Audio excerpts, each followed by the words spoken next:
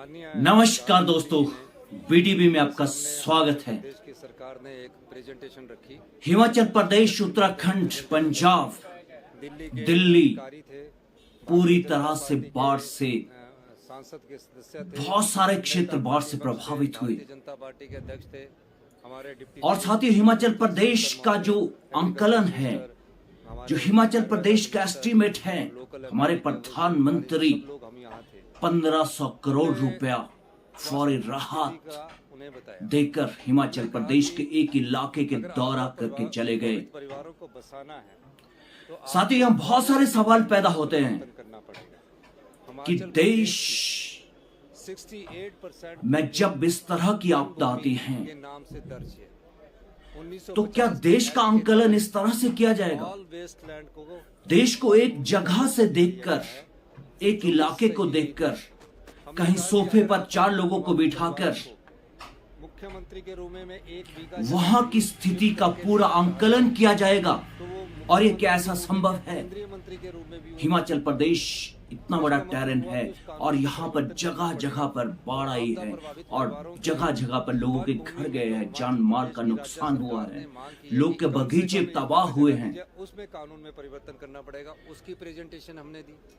साथ ही बहुत सारे सवाल हैं जो प्रधानमंत्री के दौरे से पैदा होते हैं। स्पेशल रिलीफ पैकेज देने की हमारा साथियों, मैं आपको एक छोटा सा ब्रीफ दिखाना चाहता हूं कि जो हिमाचल प्रदेश के मुख्यमंत्री ने प्रधानमंत्री के सामने रखा और फिर ये मीडिया के सामने ब्रीफ किया। तीसरी बात हमने की कि जो दोस्तों, सहायता तत्काल ना मिले और अक्सर हम सरकारों की निंदा करते हैं, अक्सर हम सरकारों की आलोचना करते हैं, पर यहाँ पर मैं मुख्यमंत्री जी का से समझा और हमने कहा कि जो डेथ का सर्टिफिकेट है, जो प्लान, जो प्रोजेक्ट उन्होंने प्रधानमंत्री जी के सामने रखा, परिवार की आपदा में डेथ हो वो बहुत काबिल तारीफ है। वो बहुत सारे सवाल पैदा करता है। लाख रुपए की वो कैसे दे? वो हमारे सिस्टम को, बहुत सारे हमारे सिस्टम के जो सवाल है, हमारा सिस्टम जो कानून के पचड़ों में उलझा है, वो सवाल, बहुत सारे सवाल पैदा करता है और उन सवालों का जवाब अगर हम ड्रेस किसी के पास अभी इस देश के अंदर नहीं है। अभी आप देखिए कि ये सवाल है क्या है। कुछ प्रशासनिक त्रुटियां थी, मुख्यमंत्री कहते हैं कि जो फॉरेस्ट के नियम है, अभी 68% भूमि जो है वो फॉरेस्ट की, के तौर पर दूंगा। जितनी भी भूमि है जहां जंगल लगे हैं या कोई प्लेन एरिया है, वो सारा फॉरेस्ट के अंडर आ चुका है। हमने कहा कि प्रदेश में जो सड़कों का अब ये मुख्यमंत्री साहब की एक बाइट देखिए, छोटी सी। मैं आपको एक आगे और विश्लेषण बताता हूं कि इसमें कौन सी कानूनी पेचीदगियां हैं। 103 ठाणे जी सब लोग हम यहाँ थे। हमने वास्तविक स्थिति का उन्हें बताया। हमने कहा कि अगर आपदा प्रभावित परिवारों को बसाना है तो आपको फॉरेस्ट के नियमों में परिवर्तन करना पड़ेगा। हिमाचल प्रदेश की 68% भूमि वन भूमि के नाम से दर्ज है। 1950 के एक्ट के तहत ऑल वेस्टलैंड को वन भूमि का दर्जा दे दिया गया है, जो कि सही नहीं था। हमने कहा कि अगर आप आपदा प्रभावित परिवारों को मुख्यमंत्री के रूम में 1 बीघा जगह कहीं शिफ्ट करके देना चाहता हूं, तो वो मुख्यमंत्री के रूम में क्या केंद्रीय मंत्री के रूम में भी वो नहीं दे पाएंगे। तो इसका मतलब हुआ कि उस कानून को परिवर्तन करना पड़ेगा और आपदा प्रभावित परिवारों के लिए वन भूमि में जो हिमाचल प्रदेश की राज्य सरकार ने मांग की है कि कम से कम 1 बीघा जगह दीजिए, उसमें कानून में परिवर्तन करना पड़ेगा। उसकी प्रेजेंटेशन हमने दी। हमने प्रधानमंत्री जी से कहा कि स्पेशल रिलीफ पैकेज दीजिए। स्पेशल रिलीफ पैकेज देने के हमारा तकरीबन अभी तक 5,000 करोड़ का आरंभिक अनुमान है और ये अभी 10 से 12,000 करोड़ रुपये जा सकता है। आज तक कभी नहीं रुका तो टनलिंग का निर्माण। दोस्तों, आपने देखा कि सरकार कहती है कि हम जमीन देना चाहते हैं, हम कुछ बीघा, कुछ बिस्वा जमीन लोगों को देना चाहते हैं, पर दे कहां पर? ये कानून क्या कहता है? देखा आपने कानून कि जो फॉरेस्ट के नियम है वो 68% भूमि वन भूमि है। और हमने कहा कि और मैं इसका विश्लेषण बाद में करता हूं, आपको पूरा एक विस्तार से इसका विश्लेषण बताता हूं कि लोग इस आज जो इस देश का विकास सही ढंग से विकास होना चाहिए, जो लोगों को मिलनी चाहिए चीजें, वो क्यों नहीं मिलती है? इसके पीछे कौन है? इसके पीछे एक ऐसा जाल बुना हुआ है कि देश का सही ढंग से विकास नहीं होता है। आम जनता तक माननीय प्रधानमंत्री जो आम जनता तक मदद पहुंचनी चाहिए वो क्यों नहीं पहुंचती हैं, इसके पीछे कौन दोषी है, ये इसका विश्लेषण भी मैं आपको बताने जा रहा हूं। अब एक बाइट और मुख्यमंत्री साहब की सुनिए कि जो हिमाचल प्रदेश में नहीं पूरे देश में जब डेथ होती है, आपदा में डेथ होती है, आपदा में मौत होती है, तो डेथ सर्टिफिकेट 7 इयर्स बाद रिलीज होता है। अभी मुख्यमंत्री साहब जो कह रहे हैं, जरा इनकी बाइट सुनिए। सेंटर की टीम्स आई है। तीसरी बात हमने की कि जब सहायता तत्काल ना मिले और 2 वर्ष बाद मिले, 2023 की जो पीडीएन ने आया 2 वर्ष, तो उसका कोई मूल्य नहीं रह जाता, औचित्य नहीं रह जाता है। उन्होंने हमारी बात को गंभीरता से समझा और हमने कहा कि जो डेथ का सर्टिफिकेट है उसको बनाने के लिए 7 साल लग जाते हैं। अब डेथ के सर्टिफिकेट में जिस परिवार की आपदा में डेथ होगी और वो मिसिंग है, तो उसके लिए हम राहत देना चाहते हैं 4 लाख रुपए की। वो कैसे दे, क्योंकि वो तो मिलता ही नहीं है।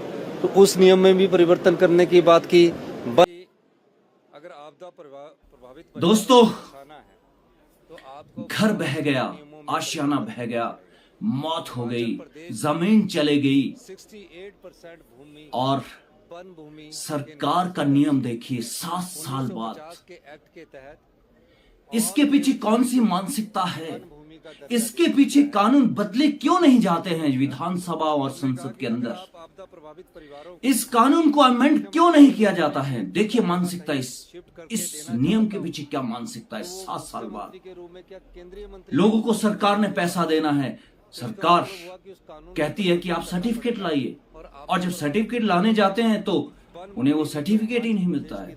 डेथ हुई नहीं है, आशियाना डहा ही नहीं है, घर डहा ही नहीं है, मौत हुई नहीं है, लोग बाढ़ में बह गए, वीडियो है, सब कुछ है लोगों के पास। डेथ हुई है, स्पेशल रिलीफ पैकेज देने लोगों की बॉडी को जलाया भी गया है, यहां तक ये भी वीडियो है, पर वो 7 इयर्स। जा सकता है। साथियों, आप जरूर इस पर कमेंट दीजिए, आप जरूर इस स्ट्रीम को शेयर करिए। ये छोटी चीजें हैं और 2 वर्ष बाद और आने वाले दिनों में अगर ये छोटी छोटी चीजें सॉल्व हो गई तो शायद बहुत सारी चीजें सॉल्व हो सकती है। और लोगों को अवेयर होना होगा, कानून क्या है, किस तरह के कानून है। और जो ये बड़े बड़े अधिकारी होते हैं, बड़े बड़े जो मंत्री होते हैं, इन लोगों को सब मालूम होता है। यहाँ पर आज मुख्यमंत्री ने इसलिए कहा, ये चीजें पहले मुख्यमंत्री ने क्यों नहीं कही। 4 लाख रुपए की वो कैसे दे, क्योंकि वो तो आज तक कितने मुख्यमंत्री, आज तक कितनी आपदा हिमाचल प्रदेश में आई, पहले इन चीजों को विस्तार से क्यों नहीं कहा। क्यों? क्योंकि वो विपक्ष के सामने बात कर रहे हैं, वो दूसरी पार्टी के सामने बात कर रहे हैं। ये भी एक हमारे लोकतंत्र की ताकत है। के नियम में भी परिवर्तन की बात की। हमने कहा नदियों की ड्रेजिंग और माइनिंग अलग अलग डिफाइन की है। अगर हम ड्रेज करके नदी के किनारे रख देते तो नदी दूसरी तरफ हो जाती है, उसकी माइनिंग की भी परमिशन की हमने बात की। कुछ प्रशासनिक त्रुटियां थी। प्रधानमंत्री जी ने हमें आश्वासन दिया है कि मैं आपको 1500 करोड़ रुपए की सहायता दूंगा, फौरी राहत के तौर पर दूंगा।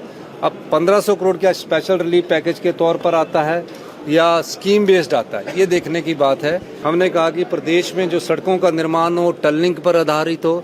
कालका से शिमला रेलवे लाइन ब्रिटिश काल में 100 साल पहले बनी है, 103 टनल है, आज तक कभी नहीं रुका। तो टनलिंग का निर्माण हो और अल्टरनेट रूट के बारे में सोचा जाए। अल्टरनेट रूट में हमने कहा कि कांगड़ा पठानकोट से एक मनाली के लिए जो भुभुजोर टनल बन जाए, तो सीधा मनाली के लिए एक टनल बनकर। दोस्तों, एक छोटा सा विश्लेषण में और आपको बताना चाहता हूं। 1,46,000 फाइलें बनी थी भूमि, जब भूमि को रेगुलेट करना चाहते थे पिछली सरकार जब थी, और उसी पर फैसला हाईकोर्ट ने दिया है। उन्हीं लोगों को भूमिहीन करना है, उन्हीं लोगों से भूमि को छुड़ाना है। वो भूमि फॉरेस्ट की भूमि, हाईकोर्ट ये कहता है कि वो फॉरेस्ट की भूमि है और उनसे कब्जे छुड़ाए जाएंगे। यहां बहुत बड़ा सवाल मैं दोनों से पूछना चाहता हूं, एक वन विभाग और हाईकोर्ट, कि वन विभाग कहीं आकलन करता दिखाई दे रहा है कि बाढ़ में कितना जंगल बहा है, देश में जो सड़कों का निर्माण बाढ़ में कितनी भूमि उनकी बह गई है। क्या कभी आपने फॉरेस्ट के रेंजर या फॉरेस्ट के डीएफओ को अपने घर या अपने जंगल के दायरे में देखा है कि उन्होंने कोई आकलन किया कि कितने पेड़ कितने पौधे बाढ़ में बह गए हैं? उनको कोई फिक्र नहीं है। वो आपकी भूमि को छीनना चाहते हैं, और जो उनकी भूमि जा रही है, कहीं कटाव हो रहा है भूमि का, कहीं जंगल जा रहा है, क्या उसको सेफ करने के लिए वो लोग आपको कहीं धरातल पर दिखाई दे रहे हैं? साथ ये बहुत बड़ा सवाल है ये, और इस सवालों को पूछा जाना चाहिए। और जो हमारा जो हाई कोर्ट फैसला दे रहा है, क्या हाई कोर्ट के पास ऐसा कोई मैनेजमेंट है कि वो जो भूमि पर आप छुड़ाने जा रहे हैं, जो आपकी भूमि बह रही है, जो आपकी भूमि डिस्ट्रॉय हो रही है, क्या वन विभाग उस भूमि को संरक्षित करता है? क्या वन विभाग उस भूमि को पाल रहा है? वन विभाग उस भूमि की रक्षा कर रहा है? वो हजारों एकड़ भूमि बह चुकी है। क्या कोई इसकी रिपोर्ट आ रही है? क्या इसके लिए कोई विश्लेषण देश के अंदर हो रहा है? साथियों, ये बहुत सारे सवाल है जो हमें पूछने चाहिए। कब तक जनता सोई रहेगी? कब तक जनता मूक बनी रहेगी? हमें जागना होगा। साथियों, मैंने इसीलिए कहा कि मुझे ये वीडियो जो मुख्यमंत्री साहब ने कहा, बहुत सारी चीजें इससे देखी जा सकती है, बहुत सारी चीजें इसमें आती है, बहुत सारी चीजें मुख्यमंत्री कहते हैं कि देश का कानून, प्रदेश का कानून, कितना उलझन है इसमें, कितनी ज्यादा इसमें हमें ट्रैप किया गया है। और आज जो विकास है इस देश का और इस प्रदेश का, वो क्यों नहीं होता है? पैसा आता है, लोगों तक दे नहीं सकते हैं, और जो पैसा है उसको भी फिर वो जब पैसा लोगों तक नहीं पहुंचेगा तो उस पैसे को कहीं और डाइवर्ट कर दो, उसको और कहीं लगा दो। तो ये स्थिति है पूरे देश की दोस्तों। साथियों, आपने बीटीबी को देखा, आपने बीटीबी को सराहा, आपका बहुत बहुत धन्यवाद। नेक्स्ट टाइम किसी और विश्लेषण के साथ हम आपके साथ रूबरू होंगे। नमस्कार।